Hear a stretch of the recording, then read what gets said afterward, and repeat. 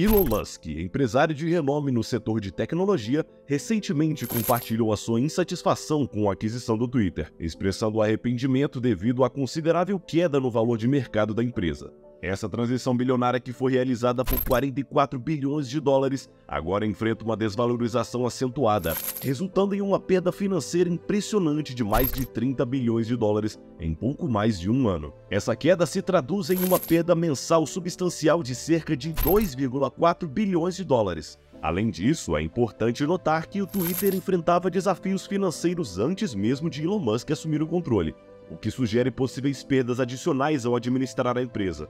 Apesar de seu sucesso financeiro notável com a Tesla e a SpaceX, o investimento no Twitter não atendeu às expectativas de Elon, deixando-o insatisfeito. Ele está atualmente considerando medidas legais contra os advogados do Twitter que facilitaram o acordo. Quando Elon Musk tentou desistir da aquisição, o Twitter contratou uma renomada firma de advocacia, Wachtell, Lipton, Rosen & Katz, o que resultou em uma taxa substancial de 90 milhões de dólares por apenas alguns meses de trabalho. Essa ação surpreendeu tanto a equipe quanto os diretores do Twitter. De forma irônica, a conta recai agora sobre Elon Musk, a própria pessoa que foi impulsionada a esse acordo pelos advogados em questão. Isso tem alimentado a frustração de Elon. No entanto, a incerteza paira sobre a possibilidade dele vencer o caso e recuperar os 90 milhões de dólares, o que pode acarretar em despesas legais adicionais. O desfecho dessa situação permanece em aberto e continua a atrair a atenção dos observadores do mercado e da indústria de tecnologia. E no vídeo de hoje, veremos por que Elon Musk se decepcionou tanto com a aquisição do Twitter.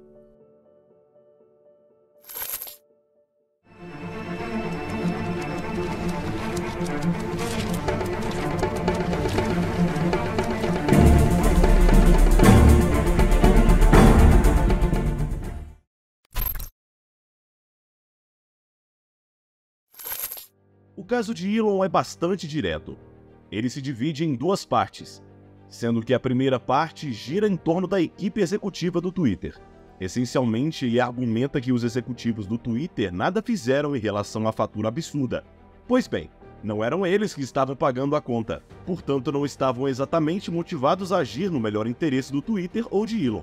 Na verdade, pagar a esses advogados 90 milhões de dólares foi apenas uma das muitas despesas luxuosas dos executivos enquanto estavam saindo. Assim, nesse contexto, todas as ações do Twitter antes da aquisição de Elon devem ser questionadas, porque as pessoas no comando simplesmente não se importavam com o resultado final, além de vencer o processo. Eles eram essencialmente patos mancos, que estavam recebendo seus últimos salários antes de serem demitidos. Quando você realmente pensa sobre isso, ao lutar contra Elon Musk e forçá-lo a fechar o acordo, esses executivos estavam literalmente se colocando em uma situação de perder um emprego realmente bom. É seguro assumir que os executivos do Twitter não estavam apenas desmotivados a trabalhar no melhor interesse de Elon, mas também tinham uma atitude ativamente ressentida contra ele. Vale ressaltar que o Twitter nem queria se vender para Elon. Na verdade, eles estavam ativamente tentando evitar serem adquiridos, utilizando estratégias como a pílula venenosa. A única razão pela qual concordaram eventualmente com a aquisição foi porque a oferta de Elon era absurdamente alta, abrindo espaço para processos judiciais dos acionistas se não aceitassem um acordo. Elon está tentando argumentar que as ações desses executivos não foram apenas imprudentes, mas ativamente contrárias aos interesses do Twitter. Na segunda parte do argumento de Elon, ele afirma que a Wachtell se aproveitou dessa situação para aplicar preços exorbitantes. Isso não está em questão. Em termos de cobrança por hora, Elon alega que a Wachtell cobrou o Twitter 15,6 milhões de dólares. Muitas dessas faturas sequer tinham descrições adequadas das horas trabalhadas. Na verdade, estavam completamente em branco. Ainda assim, o Twitter as pagou. A razão provável para isso é que simplesmente as horas eram provavelmente razoáveis, mesmo com uma taxa horária massiva. A Wachtell gera uma receita impressionante de 3,86 milhões de dólares por advogado por ano. Considerando que o advogado médio cobra cerca de 1.900 horas por ano, estamos falando de uma taxa horária de cerca de 2.000 dólares. O Twitter provavelmente optou pelos melhores advogados do escritório, então a sua taxa horária é provavelmente mais alta, mas eles receberam um desconto de 15%, então vamos supor uma taxa horária de 2.000 dólares. Isso significa acumular uma cobrança de 15 milhões de dólares. O escritório de advocacia Wachtel, ao cobrar ao Twitter cerca de 6 milhões de dólares em honorários por hora, alega ter trabalhado aproximadamente 7.800 horas em 18 semanas, o que equivale a mais de 400 horas trabalhadas por semana. Elon Musk considera isso completamente injustificável. No entanto, a maior parte dos 90 milhões de dólares foi cobrado pela Wachtel após Elon concordar em comprar o Twitter, como uma espécie de taxa de sucesso. O problema é que essa taxa de sucesso nunca foi mencionada no acordo original, e parece que os executivos do Twitter estavam cientes disso, dada a reação deles. Apesar disso, pagar a fatura foi a última coisa que fizeram, presumivelmente de forma desafiadora. Na verdade, o pagamento foi concluído apenas 10 minutos antes de Elon fechar o negócio e os executivos foram demitidos. Assim, a evidência sugere que pode ter havido alguma má-fé da equipe do Twitter, e é nisso que Elon Musk está realmente focado. Enquanto o Wachtel enviava as faturas sem horas apropriadas e cobrava taxas de sucesso não acordadas na casa dos milhões, o Twitter nem mesmo questionava uma única fatura. Na verdade, eles garantiam que fossem pagos antes da aquisição por Elon. No entanto, isso não significa que Elon tenha uma vitória garantida.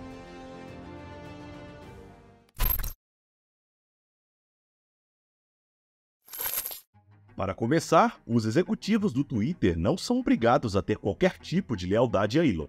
Eles trabalhavam para os acionistas públicos e seu único trabalho era maximizar o lucro para os acionistas. Dessa perspectiva, foi exatamente isso que fizeram, mesmo em situações em que não queriam. Eles não queriam concordar com a oferta de aquisição de Elon em primeiro lugar, mas o fizeram porque era do melhor interesse dos acionistas. Da mesma forma, quando Elon quis desistir do negócio, os executivos do Twitter provavelmente não queriam brigar com ele, mas o fizeram porque era do melhor interesse dos acionistas. E no final do dia, os executivos do Twitter não apenas garantiram que a aquisição fosse concluída, mas que fosse concluída pelo preço extremamente alto que Elon ofereceu inicialmente. Portanto, dessa perspectiva, os executivos do Twitter nunca falharam em seus deveres com os acionistas. A única parte com que eles supostamente falharam foi com Elon, alguém por quem não tinham obrigação contratual de agir no melhor interesse. Enquanto ao escritório de advocacia, embora suas taxas sejam absurdamente altas, você já sabe como eles vão argumentar em sua defesa. Eles vão tentar defender a ideia que estavam realmente trabalhando mais de 400 horas por semana. Eles vão argumentar que não se trata do quanto tempo passaram, mas sim do valor que trouxeram. Na época que a Wachtel se envolveu, o Twitter estava com uma capitalização de mercado de cerca de 30 bilhões de dólares, ou seja, 14 bilhões de dólares a menos do que Elon concordou em pagar. Isso significa que, ao se envolverem, a Wachtel foi capaz de adicionar 14 bilhões de dólares em valor para os acionistas, para qual uma taxa de 90 milhões de dólares é minúscula, é apenas 0,6%. Agora, Elon poderia argumentar que eles não precisavam fazer muito para realmente fechar o negócio. Elon concordou com uma cláusula de desempenho específica, o que significa que se o Twitter atingisse determinados limites, Elon teria que prosseguir com a aquisição.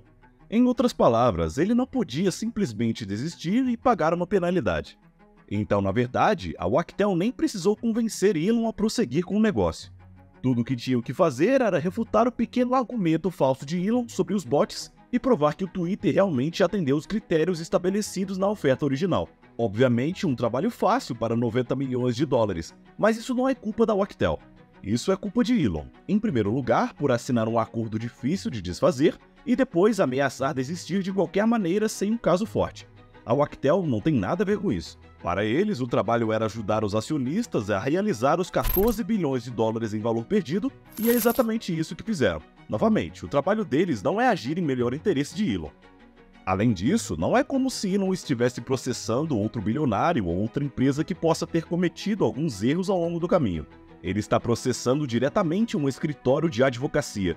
O bom senso diria que, é claro, um escritório de advocacia pode fazer coisas questionáveis ou até mesmo injustas, mas pode ter certeza que é legal. Aqui está o ponto. Esta não é a primeira vez da Wachtel. Eles são especializados em fusões e aquisições, e naturalmente uma das partes fica chateada com eles regularmente, como Carl Icahn ficou em 2012. Se você não está familiarizado com esse nome, ele é um dos mais infames invasores corporativos de todos os tempos. E durante uma das suas incursões corporativas, ele percebeu que uma das empresas que estavam invadindo estava usando ninguém menos que a Wachtel. E adivinhe, eles estavam cobrando uma taxa de sucesso. Se a incursão de Icahn fosse bem sucedida, a empresa teria que pagar 36 milhões de dólares. Se falhasse, eles só teriam que pagar 18 milhões. Icahn, obviamente, ficou indignado depois de ver isso e decidiu levar a Wachtel ao tribunal. Mas adivinhe o que aconteceu?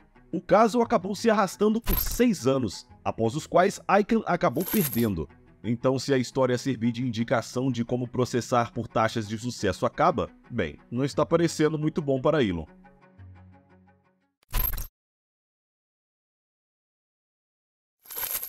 Como você pode ver, Elon tem um caso razoável sob a perspectiva do que é justo.